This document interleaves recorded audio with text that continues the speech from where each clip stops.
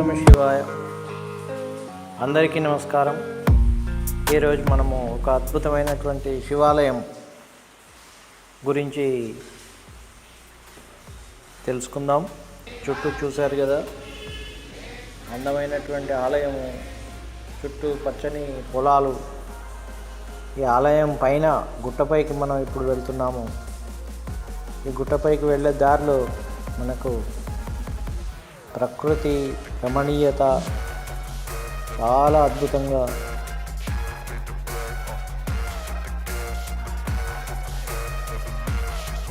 గుడి పక్కన అక్కడ ఉన్నటువంటిది కళ్యాణ మండపం. ఈ గుడికి వెళ్ళే దారిలో మనకి మెట్లు కనిపిస్తున్నాయి. మెట్ల పక్కన సన్నటి సరికలు కనపడుతున్నాయి. మెట్ల ద్వారానే మనం వెళ్ళాలి. మెట్లు తప్పి మనం పక్కకి వెళ్తే ఈ సొరంగాల్లో జారి పడిపోయే ప్రమాదం ఉంది. కాబట్టి మనము ఈ మెట్ల మీదనే మనం వెళ్ళాలి. మెల్లమెల్లగా పైకి వెళ్దాము. ఈ పైన ఒక గుండం ఉంటుంది. గుండం అంటే నీటి కొలనులాగా ఉంటుంది. ఆ కొలంలో మనం స్నానం చేయాలి. కళ్యాణ మండపం మీరు ఇప్పుడు చూసే కళ్యాణ మండపం. శివరాత్రి రోజు శివ కళ్యాణం జరుగుతుంది ఇక్కడ. ఈ ప్రాంతం అంతా భక్తులతో చాలా కిటకిటలాడుతూ ఉంటుంది. ఇప్పుడు మీరు చూసే కొండను కొండెంగల గుట్ట అంటారు. మనం ఎక్కేదేమో కోతుల గుట్ట, ఇదేమో కొండెంగల గుట్ట. ఆ గుట్ట మీద కొండెంగలు ఉంటాయి, ఈ గుట్ట మీదనేమో కోతులు ఉంటాయి. ఇప్పుడు పైకి వెళ్దాం. మెల్లమెల్లగా పైకి వెళ్దాం. ఈ మెట్లు చాలా సులువుగా ఎక్కే రకంగా చిన్నగా ఉన్నాయి.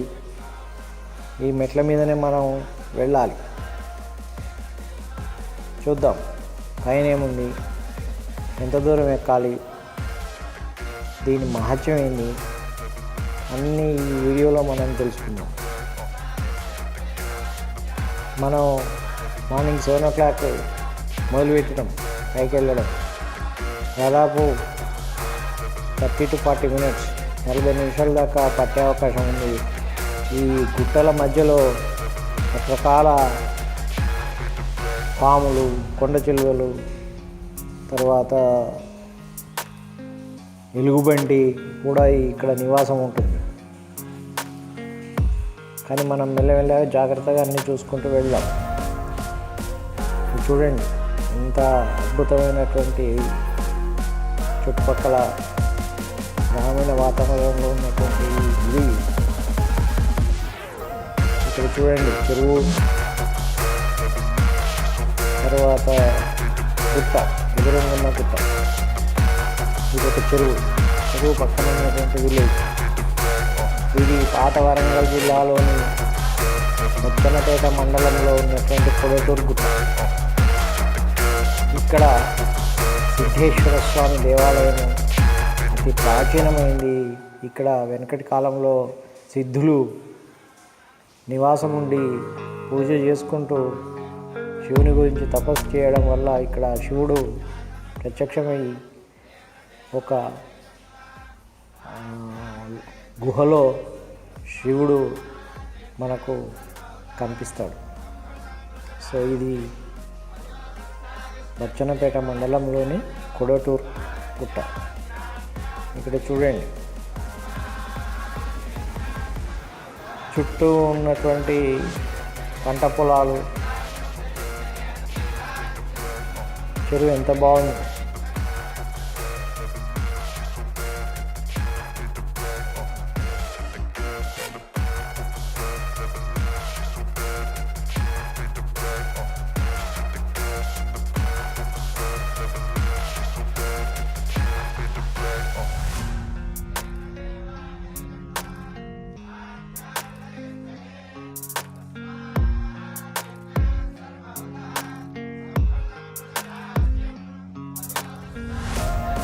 మెట్లు కొద్ది దూరమే ఉన్నాయి. మెట్లు తర్వాత మనము కొండనే ఎక్కుకుంటూ వెళ్ళాలి. కొండ మీదనే వెళ్ళాలంటే మెల్లమెల్లగా కొండను ఎక్కుకుంటూ వెళ్ళాలి. ఈ ఇది కొడటూరు గ్రామం, అక్కడనే చెరువు.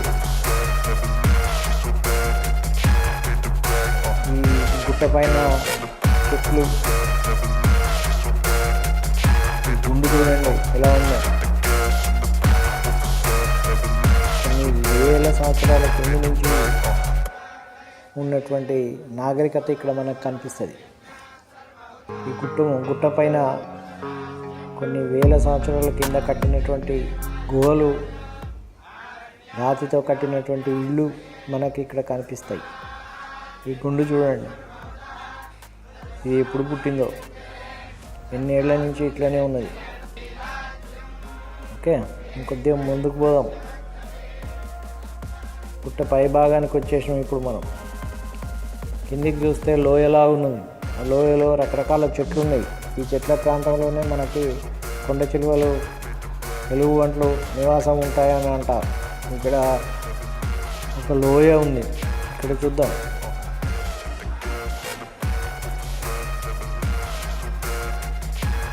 దగ్గర పోయి చూద్దాం కొద్దిగా, కానీ ఎలాంటి ప్రమాదం లేకుండా మెల్లగా మనం ముందుకెళ్ళాలి. ఇక్కడ చూడండి,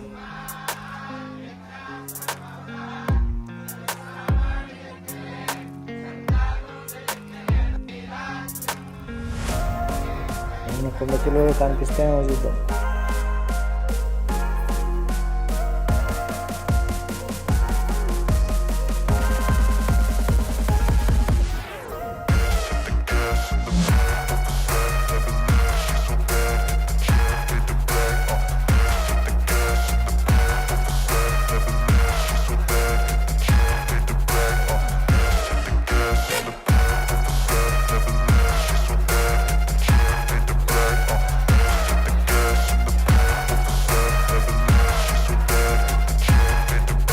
గుట్టలు చూడండి, రాళ్ళు ఒక రాయి పైన ఒక రాయి, ఒక రాయి పైన ఒక రాయి, ఎవరో పేర్చినట్టుగా ఉన్నది. కానీ అది న్యాచురల్గానే ప్రకృతి సిద్ధంగా ఏర్పడినటువంటి గుట్ట.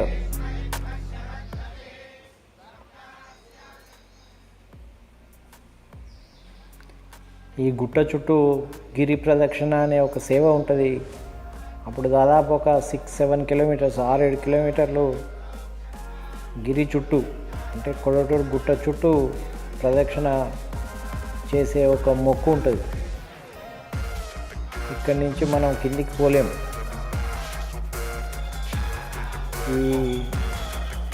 మరి ఈ ధర్మగుండము అని ఉంటుంది ఇక్కడ పైన. ఈ ధర్మగుండంలో నీళ్లు చాలా పవిత్రంగా భావిస్తారు.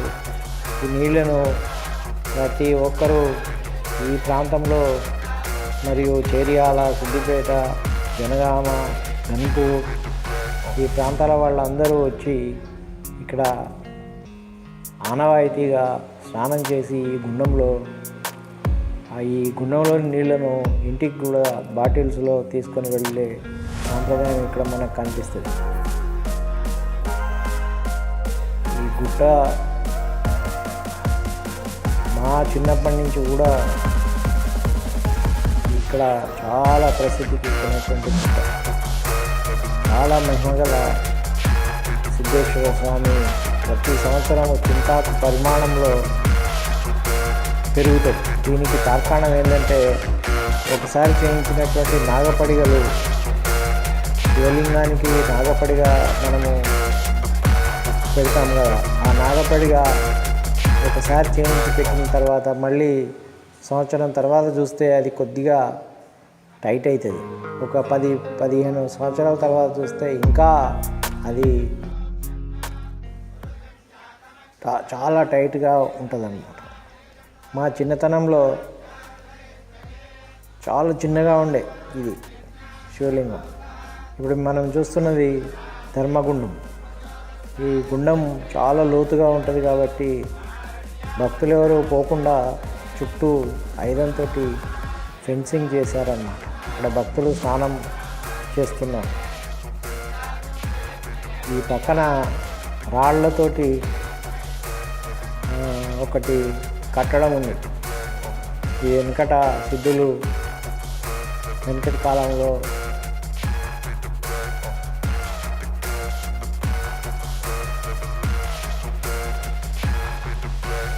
రాతి గోడ కనిపిస్తుంది ఇక్కడ ఒకటి. ఆ రాతి గోడ లోపల ఎలా ఉందో చూద్దాం. కానీ ఇక్కడంతా చాలా చిత్తడిగా ఉంది. ఏమైనా కొండ చిలువలు, పాములు ఉండే ప్రమాదం ఉంది. కాబట్టి కొద్దిగా దూరం నుంచే మనము దాన్ని అంతా గమనిద్దాం. ఇక్కడ చూద్దాం, చూడండి. ఇక్కడ వెనకటి కాలంలో ఒక ఇల్లులాగా రాతితో ఒక ఇల్లు కట్టడం మనకు కనిపిస్తుంది. కానీ అది శిథిలమైపోయింది, శిథిలావస్థకు చేరుకున్నాము.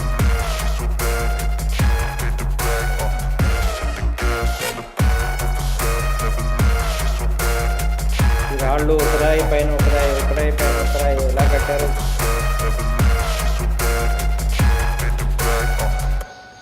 చెట్లు, చిత్తడి నేల.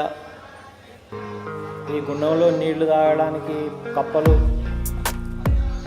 తినడానికి పాములు తినడానికి మిగిలిన జంతువులు.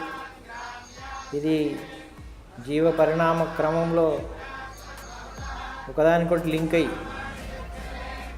మనకి ఇక్కడ కనిపిస్తుంది. ఓకే,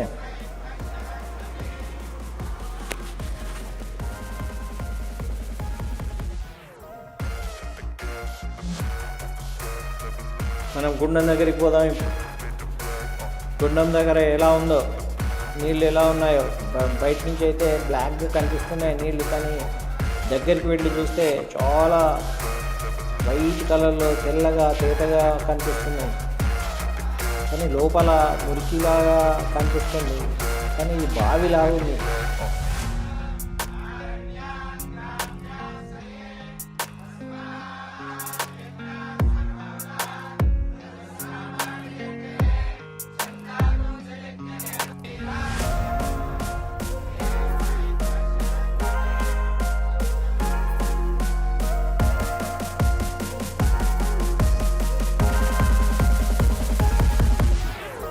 స్టోరేజ్ అయిన నీళ్ళ లేదా వాటర్ వచ్చేటువంటి నీళ్ళ అనేది ఇక్కడ మనం చూస్తే రోలు లాంటి ఒక కనిపిస్తుంది. ఇక్కడ రాళ్ళు ఒకరాయి పైన పెట్టుకొని ఏదైనా ఇల్లు కట్టాలని అనుకున్న వాళ్ళు ఇక్కడ రాళ్ళు చేర్చడం ఒక నమ్మకం. ఇప్పుడు పైనుంచి చూద్దాం, చెరువు కనిపిస్తుంది. ఇక్కడ ఒకటి టెంపుల్ లాగా కనిపిస్తుంది. ఈ హనుమాన్ టెంపుల్, ఆంజనేయ స్వామి దేవాలయం. మనకి ఇక్కడ పోయి కిందికి దిగే దారిలో మనకు ఒకటి ఆంజనేయ స్వామి దేవాలయం కనిపిస్తుంది. తర్వాత చిన్న శివాలయం కూడా మనకు కిందికి వెళ్ళే ప్లేస్లో మనకు కనిపిస్తుంది. కింది వెళ్ళే దారిలో మనకు కనిపిస్తుంది అన్నమాట. ఇది ఆంజనేయ స్వామి దేవాలయం. ఇది చెరువు, పూరి చెరువు. మనము రకరకాల చెరువులు తెలంగాణ ప్రాంతంలో ఉన్నటువంటి భౌగోళిక స్వరూపాలకు నీటి అవసరాలు తీర్చడానికి వెనకటి నుంచి, పూర్వకాలం నుంచి కూడా మనము చెరువుల మీద ఆధారపడి ఉంటాం. ప్రతి ఊరికి 1-2 చెరువులు తప్పనిసరిగా మనం నిర్మించుకున్నామన్నమాట. ఇక్కడ మీరు చూడండి, ఒక గుహ. ఆ గుహలో చుట్టూ గోడలాగా రాళ్ళు ఉన్నాయి. ఆ గుహ చుట్టూ రాతి గోడ ఉండేది. కాలక్రమంలో అది పోయింది. తర్వాత మెల్లమెల్లగా ఆ గుహలోనే సిద్ధులు కూర్చొని తపస్సు చేసుకునేవారు వెనకటి కాలంలో. చూడండి, విశాలమైనటువంటి కొండ పైన గుహ ప్రాంతం ఎంత ప్రశాంతంగా ఉంటుందో. అక్కడ కూర్చొని తపస్సు చేసుకుంటూ భగవంతుని నామస్మరణ చేస్తూ, భగవన్నామస్మరణతో తమ జీవితాన్ని భగవంతునికి అర్పించడం అనేది ఎవరికి చాలా తక్కువ మందికి వచ్చేటువంటి అదృష్టము. తర్వాత మనం ఇంకా కొద్దిగా కిందికి వచ్చినట్టయితే రైట్ సైడ్కి కుడివైపున ఒకటి గుండం మనకు కనిపిస్తుంది. ఇది కూడా చాలా లోతున్నటువంటి గుండము. ఇందులో దీని చుట్టూ కూడా ఐరన్ ఫెన్సింగ్ ఉంది. తర్వాత ఇందులో కప్పలు, చేపలు దూరం నుంచి చూస్తే బ్లాక్గా ఉన్నాయి, కానీ నీళ్ళు దగ్గరికి పోతే వైట్గా ఉన్నాయి, చాలా తేటగా ఉన్నాయి పైకి నీళ్ళు. మనము ఆ నీళ్ళు చూడండి, ఒక బావిలాగా ఎలా ఉందో, ఏమాత్రం ఏమరపాటుగా ఉన్నా కూడా చాలా గుండంలో పడిపోయే అవకాశం ఉంటుంది. ఇప్పుడు మనము గుండంలో నీళ్ళని తీసుకొని గుళ్ళోకి వెళ్దాం.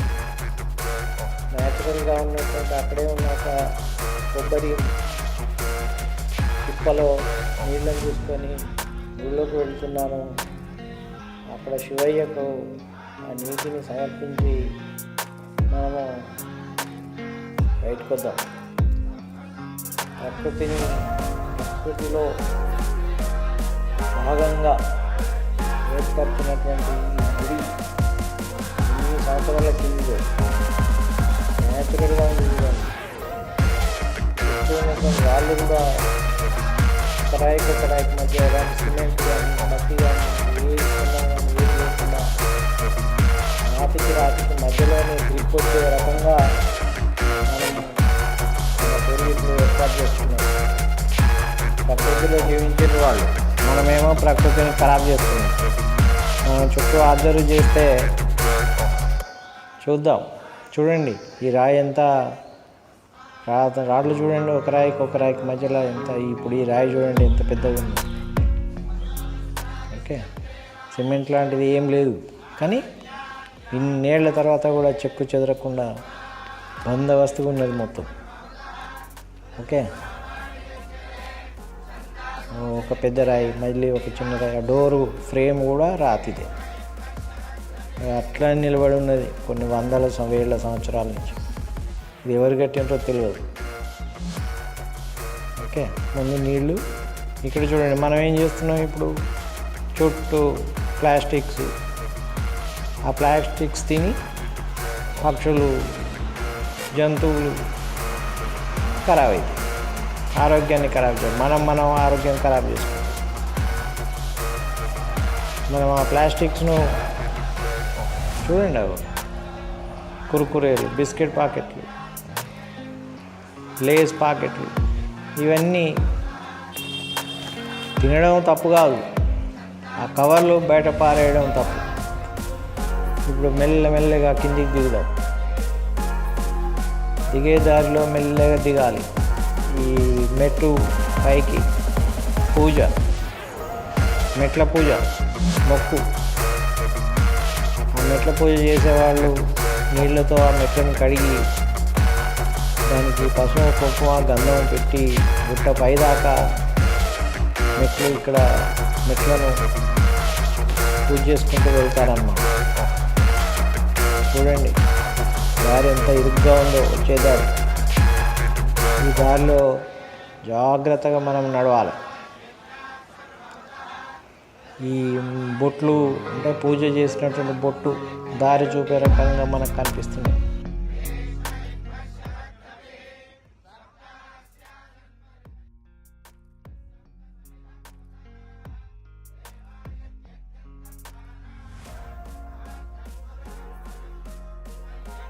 ఇక్కడ మనకి కింది నుంచి వచ్చిన మెట్లు ఇక్కడ మనకి కలుస్తున్నాయి అన్నమాట. కింది నుంచి వచ్చే మెట్లు ఇక్కడ దాకానే ఉన్నాయి.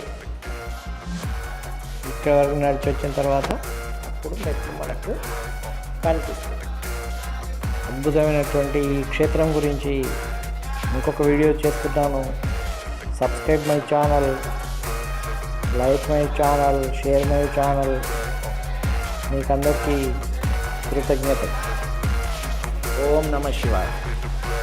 అద్భుతమైనటువంటి ఈ క్షేత్రం గురించి ఇంకొక వీడియో చేస్తున్నాను. Subscribe my channel, like my channel, share my channel. మీకందరికీ కృతజ్ఞతలు. ఓం నమః శివాయ.